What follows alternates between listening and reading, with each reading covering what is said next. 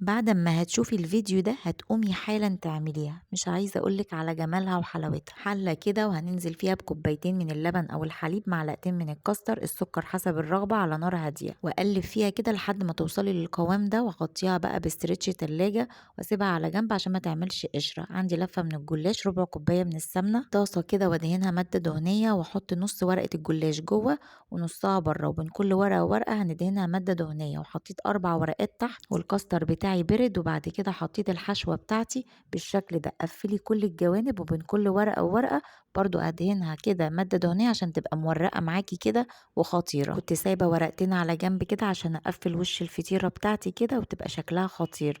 بعد كده على نار هادية اول ما تاخد لون جولد اقلبها الناحية التانية، وربع كوباية من الحليب نسقي بيها الفطيرة بتاعتنا كده ونغطيها، وقدميها مع شوية سكر بودر كده على الوش، خطيرة تجنن. لو عجبك الوصفة لايك وشير وسبسكرايب لقناتنا. اشوفكم في وصفات جاية كتير مع هبة ابراهيم. باي باي.